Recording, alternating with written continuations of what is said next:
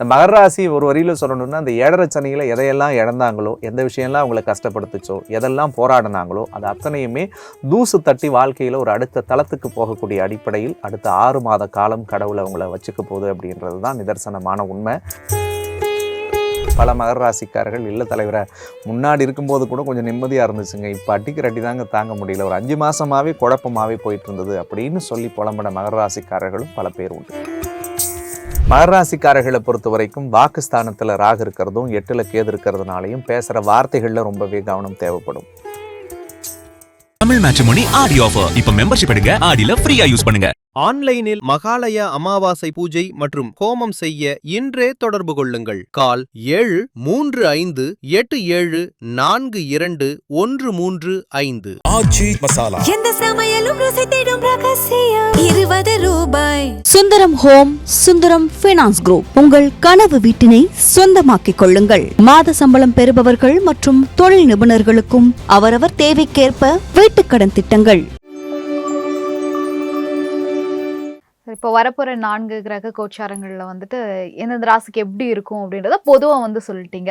So குறிப்பிட்ட ஒரு ராசிக்கு கேட்கணும் அப்படின்னா அடுத்ததாக பார்த்தீங்கன்னா வந்து மகரம் ராசிக்கு. ஸோ நிறைய விஷயங்கள் இவங்களை பற்றி நம்ம பேசிகிட்டே வந்துட்டு இருக்கோம். முன்னாடியாக இருக்கட்டும் கொஞ்சம் ஓரளவு கொஞ்சம் பாசிட்டிவாக தான் போய்கிட்டு இருக்கு அப்படின்னே சொல்லலாம். ஸோ வரப்போகிற இந்த கிரக கோச்சாரங்கள் வந்து அவங்களுக்கு எப்படி சார் இருக்க போகுது, என்ன சாதகங்கள்லாம் நடக்க போகுது? ஃபஸ்ட்டு மகர ராசிக்காரர்கள் 12 ராசியில் எந்த கிரகங்கள் பயிற்சியானாலும் ஏதாவது நடந்துராதான்னு எதிர்பார்த்து காத்திருந்த ராசி. கிட்டத்தட்ட இந்த 7 வருஷம் 7.5 சனி ஆரம்பிச்சதுலேருந்து நிறைய விஷயங்களை மகர ராசிக்கு பேசிக்கிட்டே இருந்திருப்போம். ஸோ பல மகர ராசிக்காரர்களுடைய வாழ்க்கை கொஞ்சம் டேக் ஆஃப் ஆகி பரவாயில்லைங்க சார், கொஞ்சம் ஓரளவுக்கு நான் முன்னேறி வந்துகிட்டு இருக்கிறேன் இந்த ஒரு 4-5 மாதமாக சனி பயிற்சி ஆனதுலேருந்துன்னு சொல்ல கேள்விப்பட்டோம். பல மகர ராசிக்காரர்கள் இல்ல தலைவரை முன்னாடி இருக்கும்போது கூட கொஞ்சம் நிம்மதியாக இருந்துச்சுங்க, இப்போ அடிக்கிற அடி தாங்க தாங்க முடியல, ஒரு 5 மாதமாகவே குழப்பமாகவே போயிட்டு இருந்தது அப்படின்னு சொல்லி புலம்பட மகர ராசிக்காரர்களும் பல பேர் உண்டு. அதுக்கு காரணம் கோச்சார ரீதியாக 2வது இடத்துல ராகு 8ல் கேது இருக்கிறதுனால மகர ராசிக்காரர்களுக்கு குடும்ப விஷயம் விவகாரங்கள் கொஞ்சம் குழப்பமாக தான் இருக்கு, அதை மறுக்க முடியாது. சில மகர ராசிக்காரர்கள் மனசுல அடக்கிக்க முடியாம உணர்ச்சி வசப்பட்டு தன்னுடைய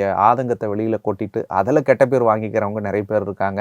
பல மகர ராசிக்காரர்கள் 8ல் கேது வந்ததுல இருந்து தவறுதலான சேர்க்கை, பழக்க வழக்கம் அல்லது உறவுகளுக்குள்ள பிரச்சனை அல்லது குடும்ப விவகாரங்குள்ள கணவன் மனைவிக்குள்ள நிறைய சிக்கல்களை அனுபவிக்கிறவங்களும் கண்கால பார்க்கக்கூடிய நிலைகளை பார்த்துக்கிட்டு இருக்கிறேன்.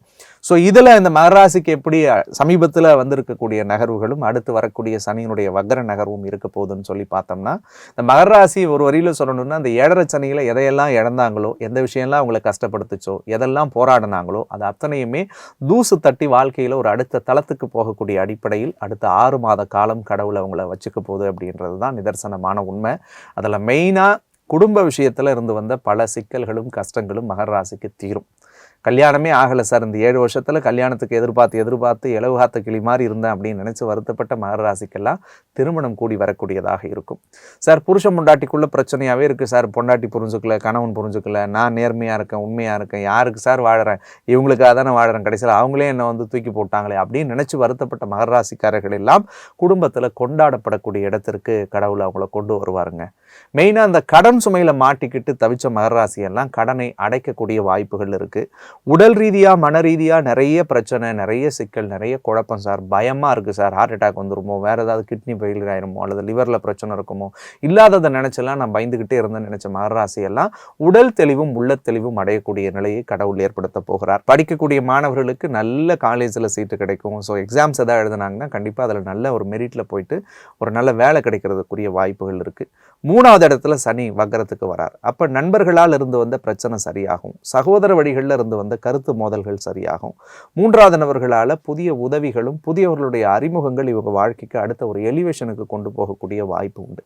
பல மகர ராசிக்காரர்கள் வீடு கட்டணும்னு நினச்சவங்களுடைய கனவு சக்ஸஸ் ஆக போகுது. அடுத்த 6 மாதத்தில் நாடோடியாக வாழறேன் சார், ஒரு இடத்துல உட்கார முடியலன்னு நினச்சவங்கெல்லாம் கண்டிப்பாக ஒரு நல்ல வீடு, ஒரு நல்ல வாசல் அமைந்து ஒரு குடி போகக்கூடிய வாய்ப்பை கடவுள் தரப்போகிறார். தொழில் முறை சார்ந்த விஷயங்களில் மகர ராசிக்காரர்கள் ஒரு ஸ்டார்ட் அப் பண்ணணும் அப்படின்னு நினச்சிட்டு இருக்கிறவங்கலாம் கண்டிப்பாக இந்த பீரியடை பயன்படுத்தலாம். அடுத்த 6 மாதத்தில் அவங்க எதை தொடங்கினாலும் அந்த 6 மாத காலத்தில் அவர்களுக்கு கடவுள் பல வெற்றிகளை தருவார்.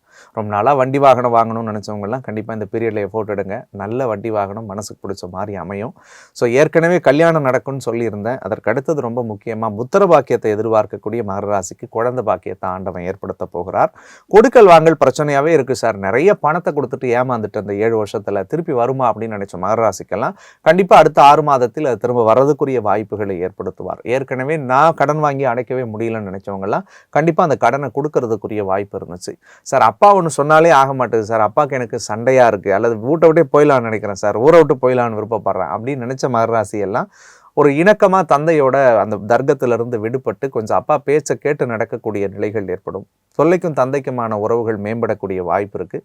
மகரத்துக்கு மெயினாக வேலை தொழில் இதெல்லாம் நிறைய டஃப்பாகவே இருந்தது இந்த 7.5 சனியில். ஆனால் இப்போ வரக்கூடிய 6 மாத காலத்தில் புதிய பட்டம், புதிய பதவி, புதிய பொறுப்பு, புதிய புகழ் இவர்களுக்கு கடவுள் கொடுக்க போகிறார். ஃபைனான்ஷியல் டெவலப்மெண்ட் இருக்க போகுது.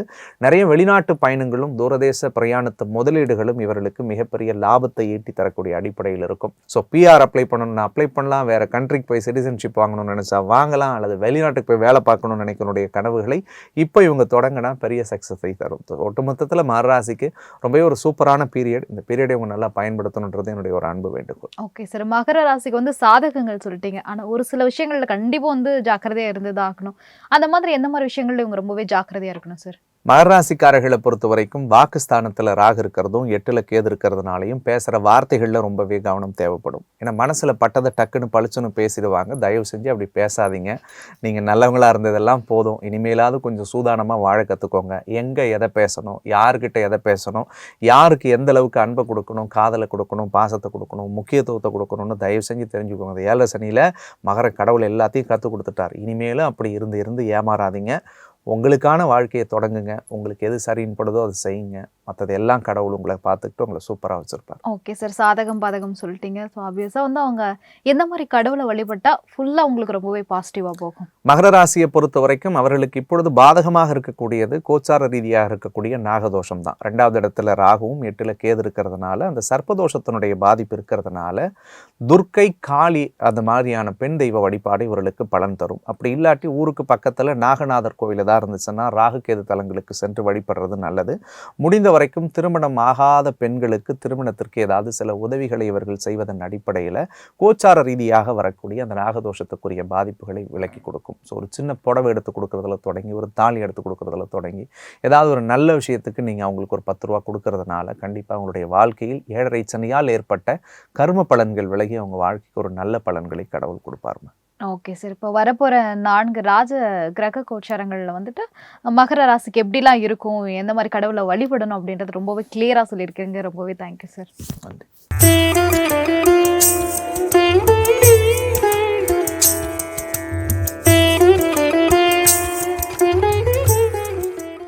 கிரகங்களுடைய நகர் வந்து ரொம்பவே இம்பார்ட்டண்டான ஒரு விஷயம் வந்து ஹியூமனோட லைஃப்பில்.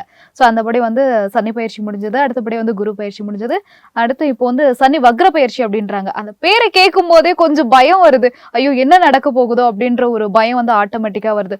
ஸோ இந்த சனி வக்ர பயிற்சியை தொடர்ந்து வந்து இந்த 2 கிரகங்களோட பயிற்சி வந்து நடக்க போகுது இல்லையா? ஸோ இதை வச்சு அடுத்தபடியாக என்ன நடக்கும்? ஒரு நாள் 2 நாள் கிடையாது, அடுத்த 6 மாதத்துக்கு என்னெல்லாம் நடக்க போகுது? ஸோ நவகிரகங்களில் மிக முக்கியமான ராஜ கிரகங்கள் அப்படின்னு பார்க்கக்கூடிய குரு பகவான், சனி பகவான், ராகு கேதுவனுடைய நகர்வுகளை பொறுத்து 12 ராசிக்காரர்களுக்கும் நிச்சயமாக நிறைய பலன்களை இறைவன் செய்வது வழக்கமான ஒன்று. சமீபத்தில் சனி பயிற்சி ஆச்சு, அதுக்கு பிறகு குரு பயிற்சி ஆச்சு. ஸோ அடுத்து நவம்பர் மாதம் 17ஆம் தேதி ராகு கேது பயிற்சி நடக்கிறதுக்கு காத்திருக்கு. இன்பிட்வீனில் இப்போ அடுத்ததாக சனி பகவான் வக்ரகதிக்கு போக போகிறார், கிட்டத்தட்ட ஒரு 139 நாட்கள். ஸோ நம்ம குமுதம் பக்தி நேயர்களுக்காகவே பிரத்யேகமாக அடுத்து வரக்கூடிய அந்த ஒரு 6 மாத காலத்திற்கு இந்த 4 ராஜ கிரகங்களுடைய நகர்வு எப்படி இருக்குன்றதை பற்றி தான் இன்றைக்கி பேசக்கூடிய ஒரு அமர்வை முருகப்பெருமான் ஏற்படுத்தி இருக்கிறது ஒரு மிகப்பெரிய சந்தோஷமான ஒரு விஷயமா நான் பார்க்குறேன். ஸோ அதில் இந்த சனியினுடைய வக்ர காலகட்டத்தில் சில முக்கியமான ராசிகள் வந்து ஒரு நல்ல பலன்களை அடையக்கூடிய அடிப்படையில் இருக்காங்க. இது நல்ல பலன் அப்படின்றத விட கொஞ்சம் நிம்மதி பெருமூச்சு அந்த ராசிக்காரர்களுக்கு கிடைக்கக்கூடிய சூழலை இப்பொழுது இருக்கக்கூடிய அடுத்த ஒரு 6 மாத காலம் அவர்களுக்கு ஏற்படுத்த போகுது. அதில் முதல்ல இருக்கக்கூடியவர்கள் இந்த 7.5 சனி தொடங்கினதுக்கு பிறகு கிட்டத்தட்ட சமீபத்தில் ஒரு 6 மாத காலம் பல்வேறு தடைகளையும் மன உளைச்சல்களையும் அனுபவிக்கக்கூடிய மேஷ ராசிக்காரர்கள். வேலை சரியா இல்லை, தொழில் சரியா இல்லை, பண விஷயத்தில் ஒரு தடுமாற்றமாக ஓடிக்கிட்டே இருக்கும், ஒரு தெளிவான மனநிலையில் கூட வாழ்க்கையை கடவுள் கொண்டு போக விடலை, அல்லது 7.5 சனி ஆரம்பிச்சதுல இருந்து எங்களுக்குள்ள ஒரு பயமும் பதட்டமும் குழப்பமும் இருக்கு அப்படின்னு நினைக்கக்கூடியவர்களுக்காக சனி அவங்கள விட்டு கொஞ்சம் தூரமா நகரும் பட்சத்துல, அப்படி ஒரு சூரியனுடைய வெளிச்சம் ஒரு இடத்தை விட்டு இன்னொரு இடத்துக்கு மாறும் பட்சத்துல அதனுடைய வெப்பநிலையில் மாற்றங்கள் ஏற்படுகிறதோ, எப்படி நம்ம பக்கத்துல ஒரு நெருப்பு இருந்து கொஞ்சம் தூரமா தள்ளி வைக்கும் போது அதனுடைய சூட்டோட இதங்கள் மாறுபடுகிறதோ, அதே மாதிரி சனி ஒரு ராசியை பக்கத்துல இருந்துகிட்டு கொஞ்சம் பின்னோக்கி தள்ளி நகர நகர அவருடைய தாக்கங்களும் குறையும் அப்படின்னு சொல்லலாம். ஸோ அந்த அடிப்படையில் மேஷராசிக்காரர்களுக்கு இப்பொழுது இருக்கக்கூடிய இந்த கிரக கோச்சார ரீதியான பலன்கள் அடுத்த ஒரு 6 மாத காலத்திற்கு ஒரு அற்புதமான மாற்றத்தை தரக்கூடிய அடிப்படையில் இருக்கிறது. அதற்கடுத்தது சிம்மராசிக்காரர்களுக்கு கிட்டத்தட்ட இந்த ஒரு 6-7 மாத காலமாகவே சிம்மராசிக்காரர்கள் மிகப்பெரிய மன உளைச்சல் இருக்காங்க. அதுலேயும் போன மார்ச் 6ஆம் தேதியிலிருந்து பல சிம்மராசிக்காரர்கள் தூக்கத்தை தொலைத்திருப்பார்கள், நிம்மதியை தொலைத்திருப்பார்கள், உடல் ஆரோக்கியத்தை இழந்தவங்க பல பேர் உண்டு. சில பேர் வெளியில் சொல்ல முடியாத வழிகளெல்லாம் மனசுக்குள்ளே சுமந்துக்கிட்டு இருக்காங்க. இன்னும் வெளிப்படையாக சொல்லணும்னா பல சிம்மராசிக்காரர்கள் குடும்ப வாழ்க்கையை இழந்து அல்லது குடும்ப விவகாரங்குள்ள பல நெருக்கடிகளை அனுபவிச்சுட்டு இருக்காங்க. அவர்களுக்கு அடுத்து வரக்கூடிய 6 மாத காலம் என்பது கோச்சார ரீதியாக இருக்கக்கூடிய இந்த கிரகங்களுடைய நகர்வு மிகப்பெரிய நிம்மதியையும் சந்தோஷத்தையும் ஒரு தெளிவையும் ஏற்படுத்தக்கூடிய அடிப்படையில் இருக்கும் அப்படின்னு சொல்லலாம். ஸோ அதற்கடுத்து இருக்கக்கூடியது கன்னி ராசிக்காரர்களுக்கு உடல் ரீதியாக மன ரீதியாக இருந்து வந்த சிக்கல்கள் எல்லாத்தையும் விளக்கக்கூடிய அடிப்படையில் அடுத்த 6 மாத காலம் அவங்களுக்கு அமைய போகுது. குறிப்பாக வேலை, தொழில், பட்டம், பதவி, புகழை எதிர்பார்த்தவர்களுக்கு மிகப்பெரிய திருப்பத்தையும் ஒரு ஆச்சரியமான பல அரிய தகவல்களையும் இந்த 4 கிரகங்கள் அவங்களுக்கு கொடுக்கும் அப்படின்னு சொல்லலாம்.